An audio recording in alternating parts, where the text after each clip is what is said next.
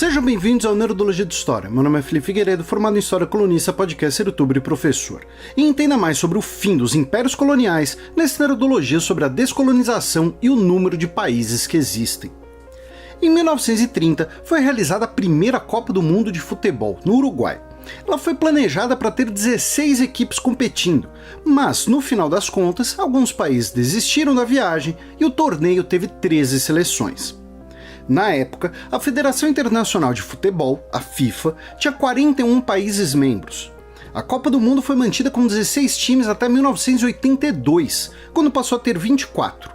Em 1998, esse número passou para 32. Em 2026, a Copa do Mundo terá 48 seleções e, hoje, a FIFA tem 211 associados. Esse Nerdologia não será sobre futebol, esses números apenas exemplificam um processo histórico, o que explica esse grande crescimento do número de países que existem num período curto de tempo. Até a Segunda Guerra Mundial, que começa em 1939, quase 30% da massa seca da Terra era dominada por apenas um império, o britânico.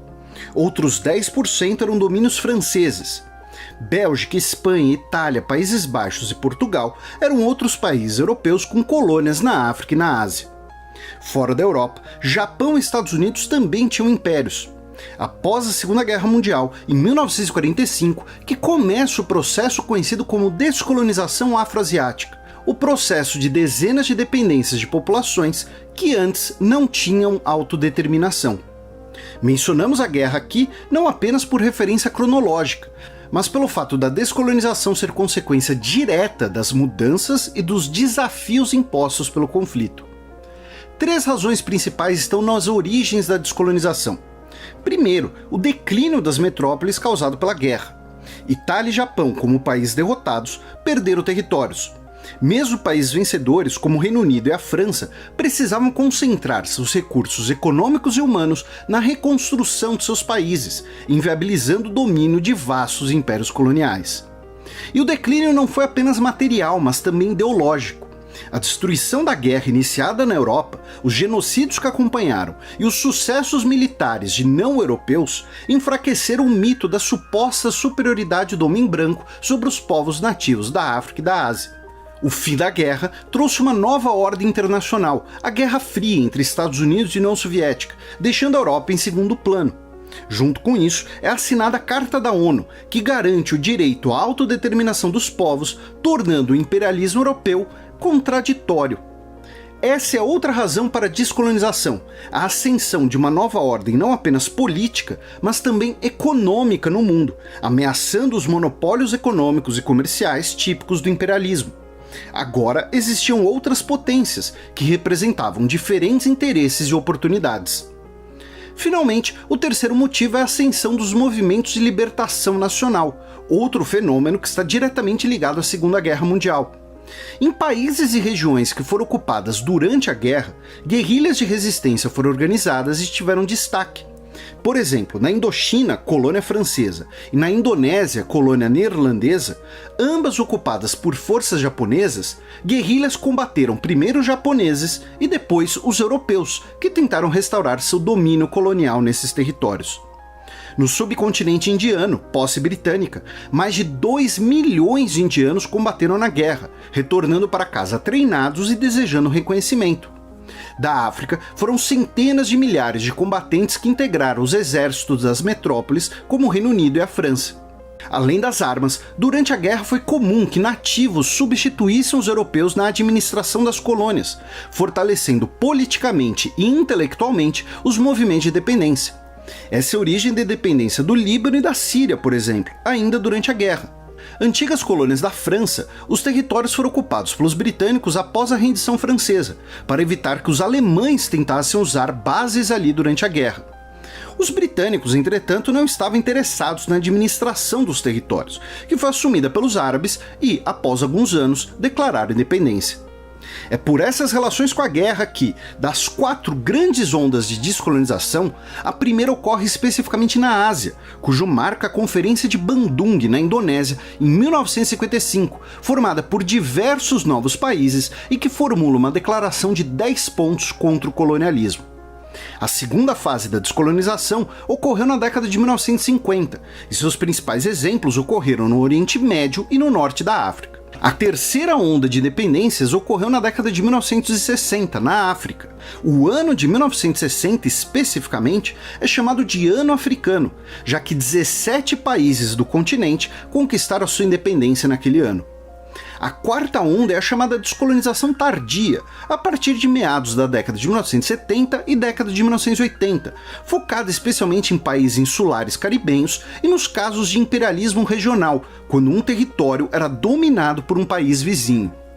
E claro que nem todas as descolonizações foram iguais, com vários desdobramentos possíveis antes e após a independência dos países.